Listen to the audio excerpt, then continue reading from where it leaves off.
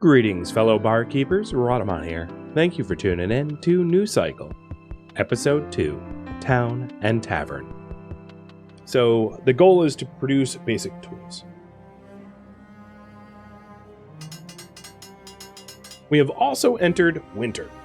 So during the winter, mushroom gathering is halted, farms can't produce, and there is a negative health effect of minus 20 health for everybody.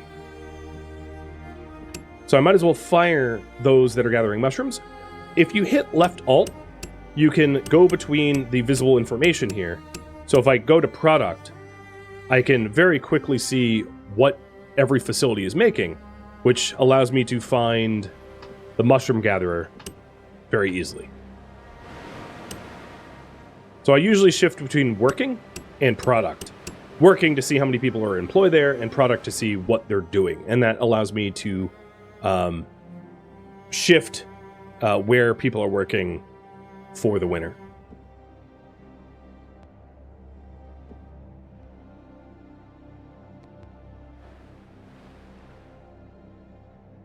So now those 6 mushroom gatherers can be employed as toolsmiths, and we will get tools supplied for that working with Iron Quest. And there is also the ability to upgrade the main hall. So now that we've fully entered the new Iron Age, our main hall can be improved as well. Going into the research, we do have the iron ingots to start to unlock Power Grid. So I'm going to research that as well. And then once we have 22 tools spare, we can unlock hunting and fishing.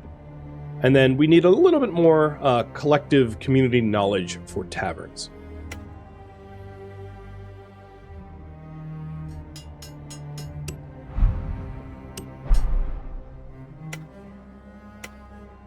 So here, the main hall is getting a little bit of a remodeling into the Iron Age.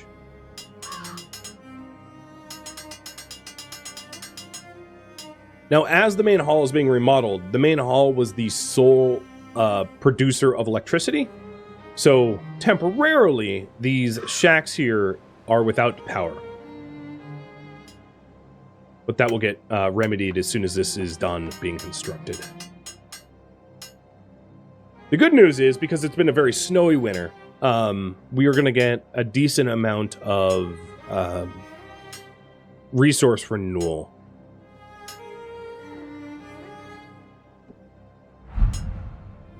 And windmills just got researched. Perfect. So windmills is in utility. And you're going to, if you see at the top left here, you see those sort of wind lines. You're going to want as many of them as possible. So like it's actually unfortunately right where these shacks are built, which means I might want to move my residences unless I can find another really good hotspot. But you want to put your windmills wherever there's just a lot of wind resource. And yeah, it looks like it's ideally right where the shacks are. So let's relocate the shacks, because they're really not that expensive, truth be told. And I'm going to do a little bit of a deep dive into the layer. Actually, this spot here is maybe okay, where we had clear cut. We just need to avoid the stone there. I can actually go in this spot here, in this direction.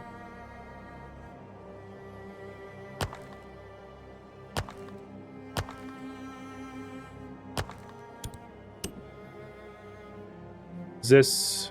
Okay, that isn't actually a resource node. Alright, we'll get those new houses built.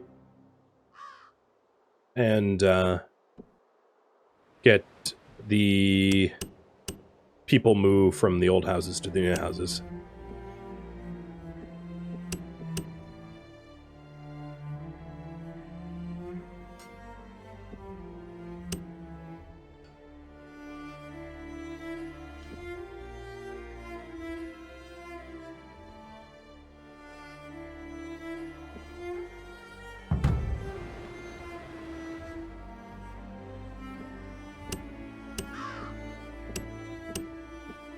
We do get a little bit of refunds. It's not full refunds, so as you can see, it's being refunded like 14 timber of the 27 that it costs.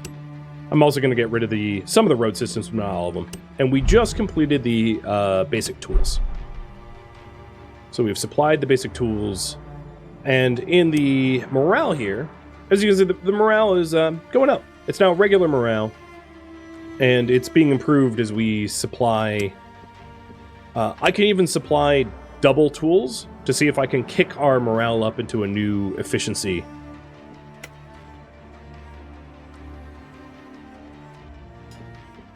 And everyone moved over to the new houses. So, utilities. Let's get some good wind now. I want to maximize the amount of, like, maxed out wind turbines. So that's a cluster of 4. That will be good for now. It's, like, way more than I need.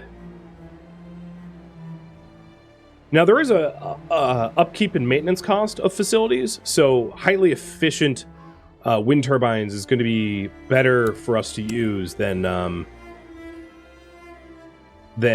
a lot of poor ones, because a lot of poor ones are going to have a higher maintenance and upkeep cost. Just Karen, thank you for the resub. Cheers. All right. Also, it's worth noting that our kitchens are probably not doing anything right now, as we are out of mushrooms.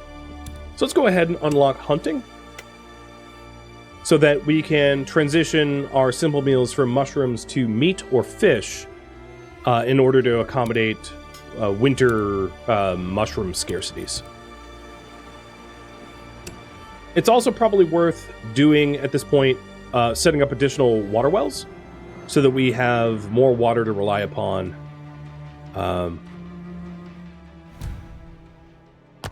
And there's our first year. First year just got survived. So 4 new developments and 28 new structures. The water mushrooms, meat, and fish were replenished 97%. And the water and ration balance is positive.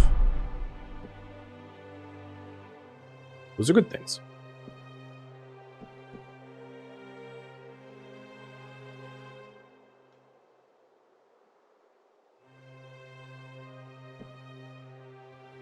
Well, instead of transitioning over to meat and fish, we can continue to do mushrooms now that the winter is over. I just need to move some of the workforce. Let's go to working and put some mushroom gatherers back in.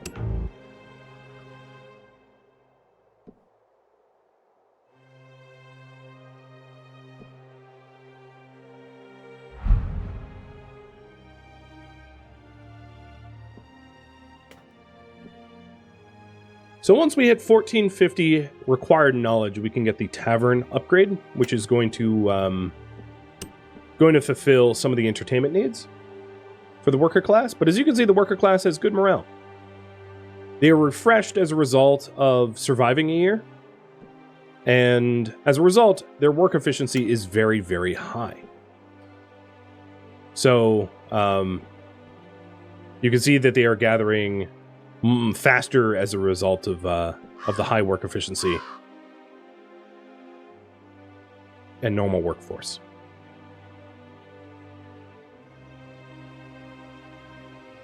Now, it would be good to start hunting, only because it gathers you leather, and leather is going to be required for tailoring clothing, which is coming up. So in the next cycle, we get weaving, mining, scouting, cultivation for herbs and vegetables, vocational training for craftsmen, clay and bricks and things like that. Generally speaking, I find it is very easy to amass a crazy amount of leather in the game. Like, you almost never run out if you do even a little bit of hunting. But building up a little bit of a surplus ahead of time is probably going to be wise.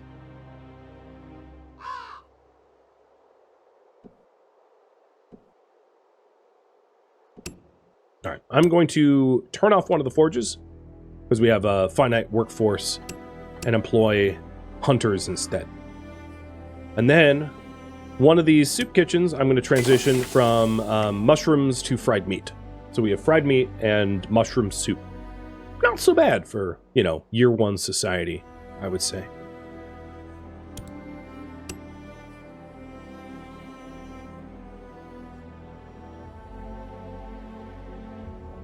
And my current priority is setting up a network of wells. So one thing to note is that wells collect water without workforce. All they need is road access.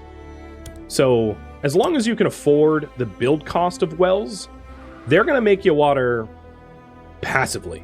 And you might as well do that because, I mean, why not have an abundance of water? So generally, it's around this season in the game where it's just like, all right, it's well time. So that's what's going on right now.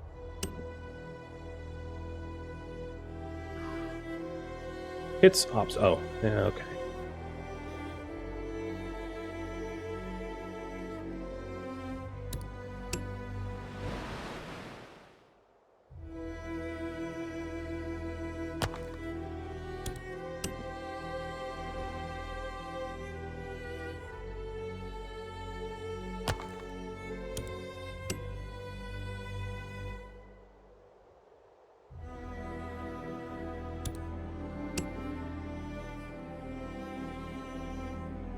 Can't get all three, so I'll just go for 2.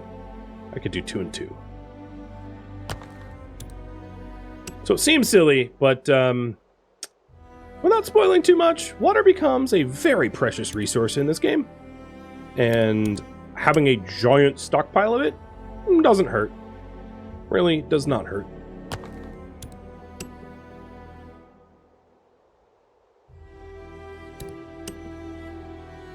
And this way, I'm using the built-up timber and stone supply that I've been working on for something beneficial, which is to secure a huge amount of groundwater.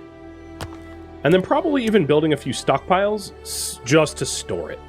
So that in drought years, we sit on a giant stockpile of water so that we can easily survive droughts without too much sweat. And I am out of stone, so I'm going to need to do a little bit more stone collecting if I want that last well. But that was a lot of water, and our production per day as those wells get built are going to skyrocket. So does water production stop completely during drought? So the way it works is that year after year, depending on how much precipitation happened, your water tables are refreshed. So if you don't have a lot of precipitation in a given year, it's a little weird the way the game works, but basically the first of every year, new resources get added into your map tile, like new deer or new mushrooms or new fish or new water. And they're based upon the weather conditions that happened that year. So if you don't really have any rain in a given year, the resources available, that's the groundwater that's underneath this specific well. And each well will have its own resources available. So for instance, this well, hitting these 2 points, has 14,000 water available, whereas this well only has 2,800. And if that depletes to 0, it gets refilled to some percentage every year. But what that percentage is depends upon the yearly precipitation. Trees do renew very slowly, but there are orchards that you can construct later on in the game, which allow you to grow trees. There's also other ways to get trees, which will be introduced later on as well. So we do just now have enough for the tavern. All we need is 4 more stone to unlock. There it goes. 4 more stone for research. And the current priority now is build a tavern. Hey, HK. Thank you for the resub, man. Let's make sure before... So I think it was just this last well that doesn't have a road network. But all the other wells are built, and this road network just requires stone that I currently don't have.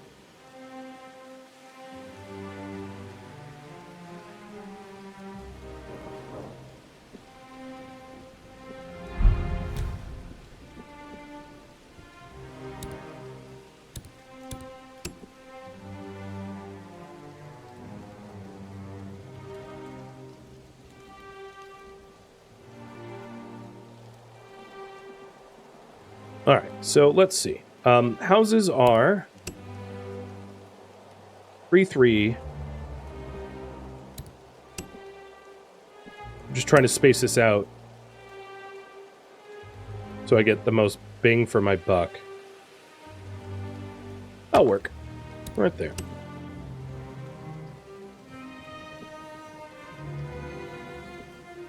A message comes from the community. They want more shacks. Okay.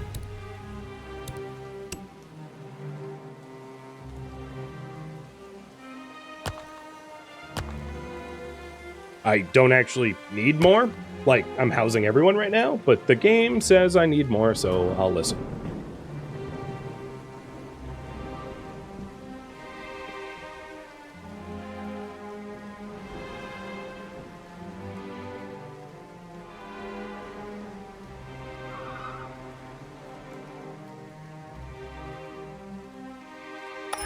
So here's the tavern.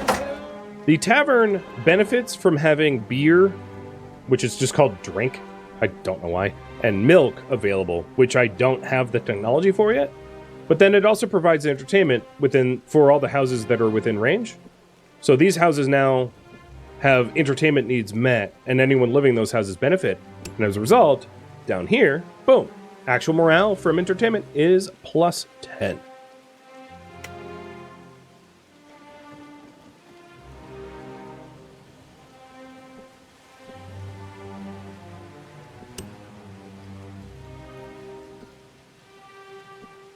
Do I have anywhere else that I could do stone collection?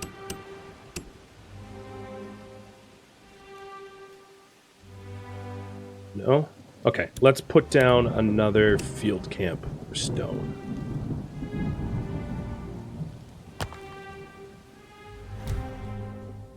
A scout from another land.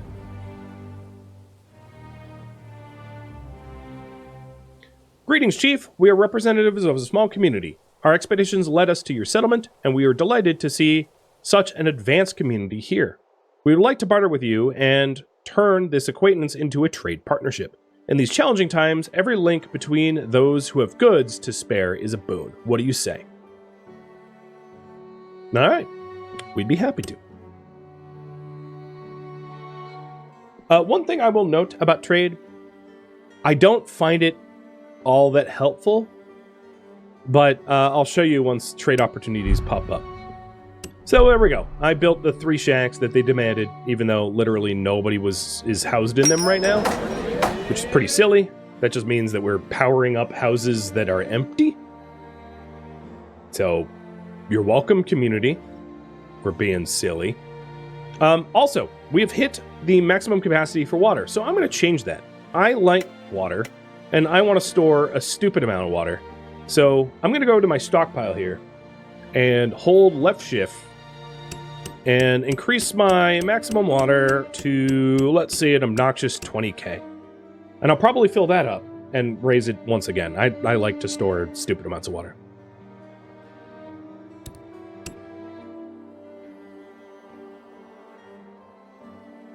All right, once I have a little bit more stone, I'll finally interconnect that last well. There we go. And I believe at this point, all of the water nodes on the map have been hit by a well now. Oh no, not this one. I missed one.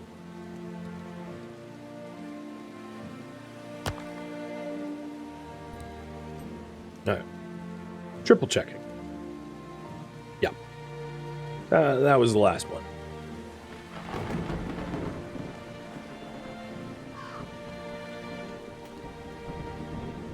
So now that we have community needs, I might as well build a cemetery as well.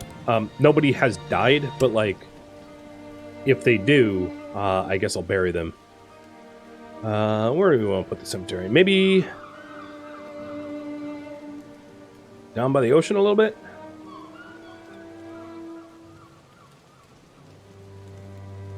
So if the water levels raise, they'll be swept out. I'm kidding. Another small group of travelers. I'm just going to skip these polls. We're just going to accept them. I figured that that's what is going to be selected, so. Early on in the game, it doesn't really make sense to artificially limit your population by restricting immigration, so you just end up accepting everybody all the time. Additionally, each person adds extra knowledge per day gain, so the more people that you have, the more tech you progress through. So if you're wondering what takes us to the next cycle, we need a population of 50 and a accumulated knowledge of 2200 for us to unlock the next set of tech. But I have now built everything in the new Iron Age, so that has been managed.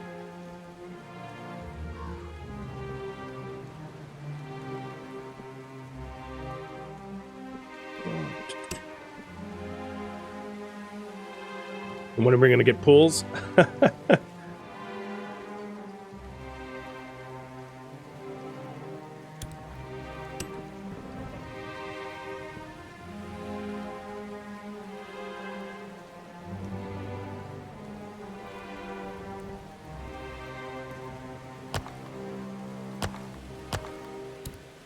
And I alluded to this a little bit, but yeah, I'm just going to build a bunch of stockpiles back there.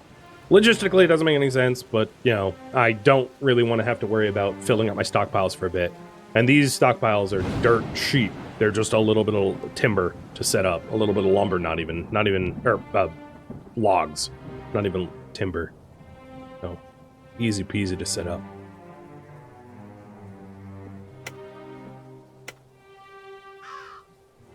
Looks like this year is going to be a pretty favorable year in terms of replenishment as well, which is nice. So here's our tiny little cemetery with approximately 0 people buried. And then all of these stockpiles. So now, as you can see, the total storage for all stockpiles is 63,000. So this one is pretty full, but the other ones have plenty of space in them.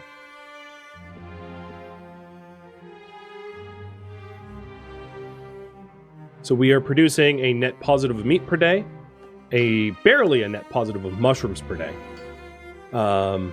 We're basically breaking even on iron ore, getting a lot of stone per day, losing wood per day. So if I want to fix that, employ some woodcutters back here in this forest, and that should be a net positive wood per day. Lumber is going to be positive. Iron ingots is basically breaking even. Tools is going to be very positive. But you do use a lot of tools later on. One thing I could do is I could fire some of these tool workers. But what's crazy is I'm giving them double distributions here.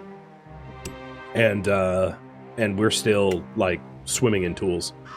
Now, if you run into shortages, it does make sense to give, like, regular distribution. I mean, it's a difference of 4 morale for, like, more than twice the amount of tools. So it's very, very, very high cost to do double distribution of certain things. So those are dials and gauges that you can flip whenever there's some sort of scarcity. And it's not too expensive to do.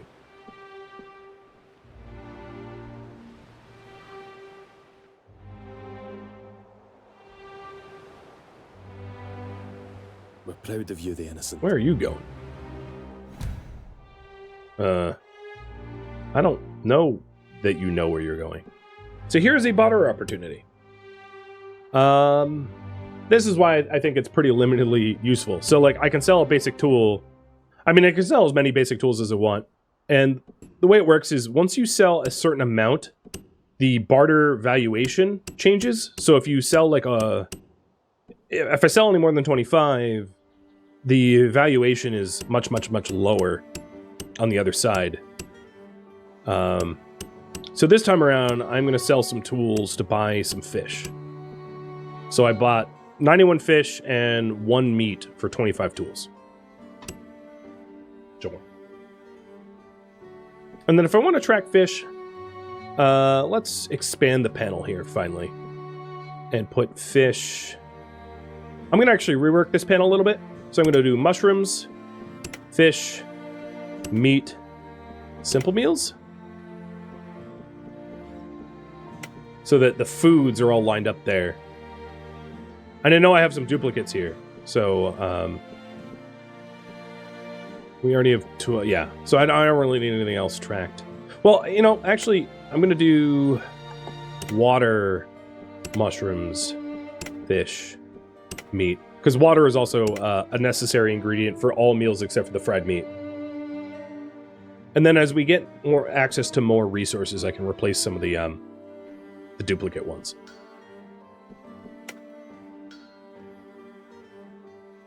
That way, at a glance, I can see, oh yeah, my food is fine, my water's fine.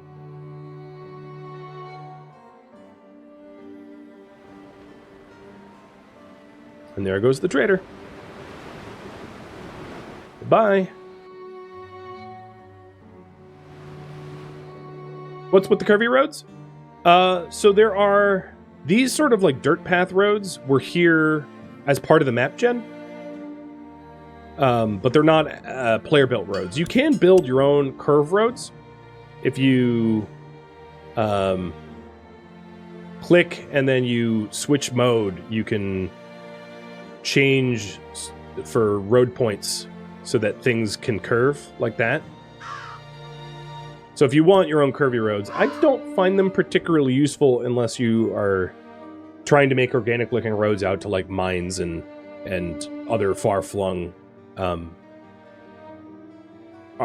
resource buildings.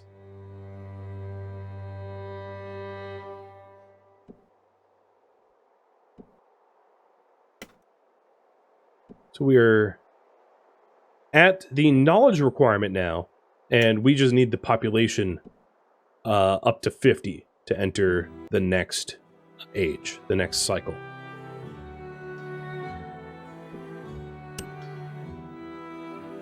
Now what I could do is reduce the amount of work that people have to do in order to make them happier. That might be something wise to do in the winter when there's a negative health effect for the winter, but generally speaking, as long as you keep people pretty well fed, they fare pretty well in the winter.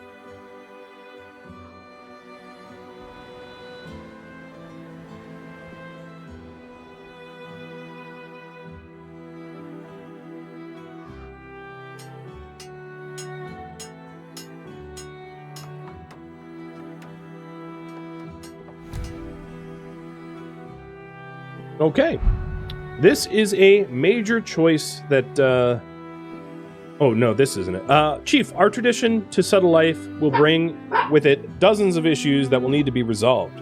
Rules and regulations will need to be needed to keep everything in order and running smoothly. As our leader, will be up to you to make the final decision. We hope that you can weigh the demands well and choose wisely. You can be sure that we will support you as much as we can when you choose difficult paths. However, all the decisions you make will shape our community one step at a time. Always remember the burden you bear. So here is a regulation choice. We almost have our daily lives in order. We have secure housing, food to eat, and duties to fulfill. We've come to believe that we're now entitled to some freedoms. We'll continue to comply with our assigned work schedules and perform our duties. However, anyone who does not want to get up in the morning and go to work should be able to buy some extra rest by selling his share of food or some other supply. You should allow us to barter amongst ourselves. Surely, you can give us that much. So, we can either say that all are free to trade with what is rightfully theirs. And what it does is it gives 8 morale to all classes at the cost of work efficiency of -5 for all classes. So essentially, they're happier but work a little bit less. Or alternatively, we could say, no, everything should be regulated and under control, so we do not benefit the morale, but we also don't lose the work speed. So you guys can vote whether you want bartering rights or no bartering rights. And these types of regulations are permanent. They can't be changed. So this is somewhat reminiscent of like Frostpunk, when you have to make these sort of decisions that have permanent effects.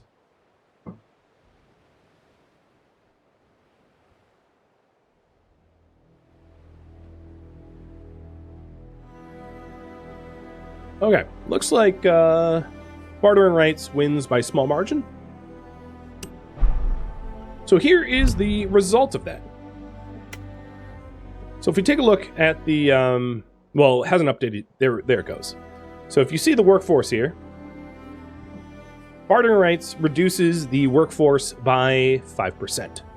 Or by -5, because it's not really a percent all the time. Which means that people work a little bit less. It's similar to moving this needle here.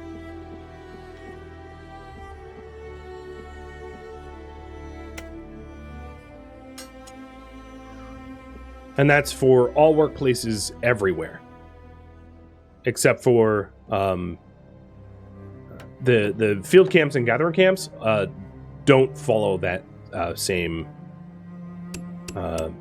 requirement. So now that it's winter again, I'm going to transition off of mushrooms, as we are not going to be collecting mushrooms or able to source mushrooms, and I'm going to go for fish this time around. So the soup kitchen that was making mushroom soups are going to make poached fish instead. Oh, and my water's full. Well, water. Let's get obscene. How much water do I want? All of it. I am the Nestle of the apocalypse. And how's the morale? So the morale as a result has gone up. Bartering rights is +8.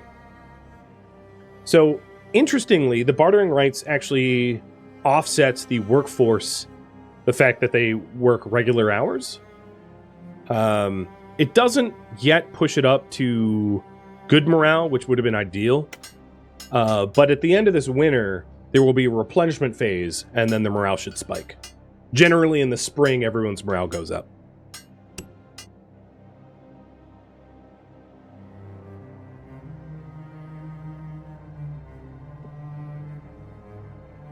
So we are consuming more fish per day than we are producing.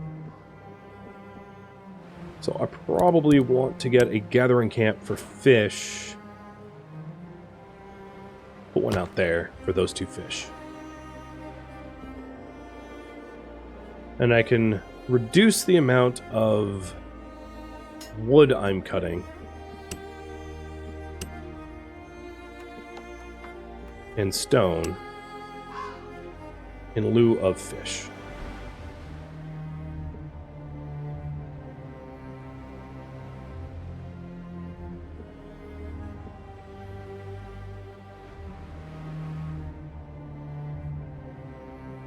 And this is a harsh winter. So harsh winter, all outdoor work has been halted. Unfortunately, increased chance of getting sick and mine workforce reduced dramatically. So, here, as you can see, there's just not a lot of production being done. When they say outdoor work, they don't mean like woodcutters. What they mean is like if you were to be working in like a clay pit or something like that, I think.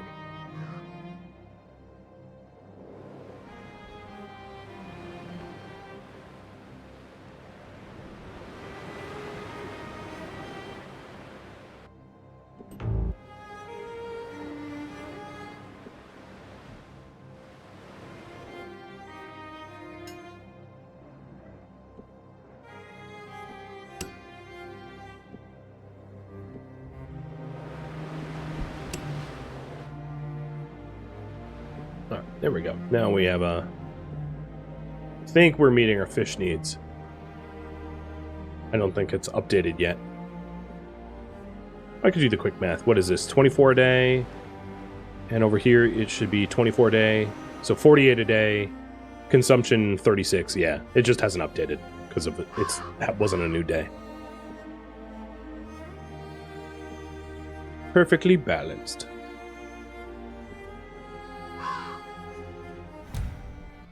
And there we go. End of year 2. We have the replenishment phase, so morale for all classes. So morale is going to spike up to very, very high. 2 new developments and 20 new structures, but no new immigrants. So we are right now stagnant, waiting on the 50 population.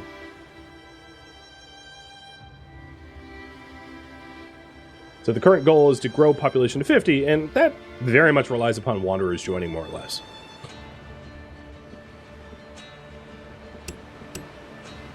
So one thing to note is I can either get 24 fish a day or 72 mushrooms a day. And given having to choose between those two, it's kind of obvious, like get the thing that you get a ton of. So I usually will transition from fish to mushrooms in all other seasons, because mushrooms are just a very reliable source. It just requires a little bit more micromanagement, having to constantly flip the toggles every season.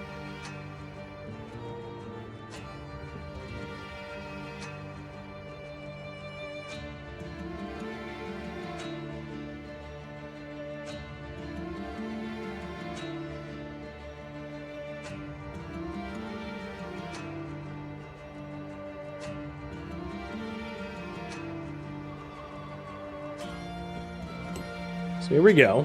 We have great morale. And that brings the work efficiency up. Somewhat counteracting the bartering rights now. Keeping people very happy.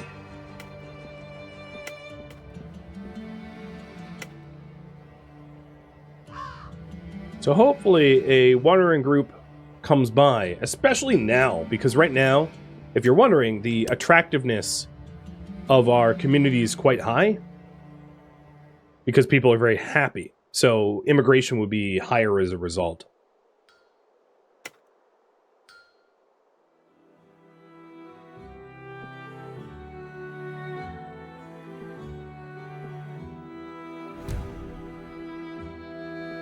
Okay. Unending preparation. Chief, we need proper preparation to sustain our life here. So what it wants me to do is to stockpile 5,000 water and 1,200 simple meals. That's fine. I'm already done. I have 2,600 and 30,000. So, ta-da!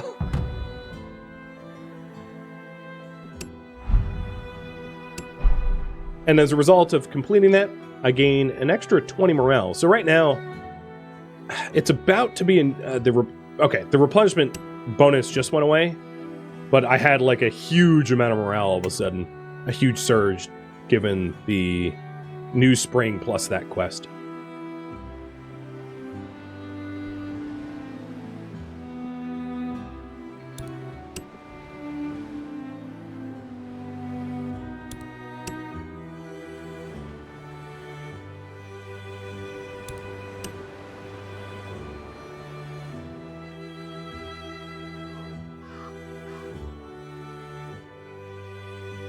Pretty soon here, we will be out of space for leather in our stockpiles. Oh, here we go.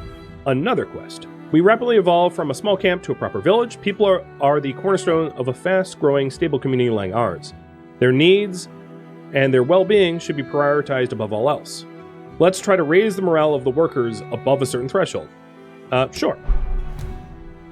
Raise above 70. I'm at 90, which is this number right here.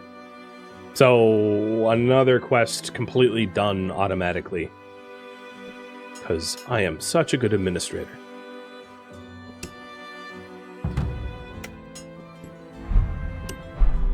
And it's actually kind of unfortunate because the small success bonus doesn't stack, it just resets. I wish I got 2 of them, because it would be like 40 for 2 days and then plus 20 for 5 days, but Peeps are happy.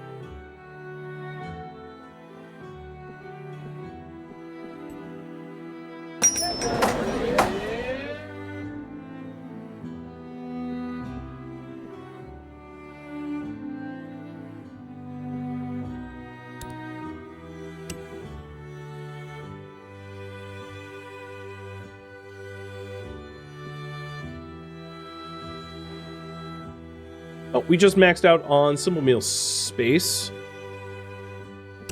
I'm going to raise that to 5K, and then I'm going to raise the leather up to 2K. A little bit more storage space.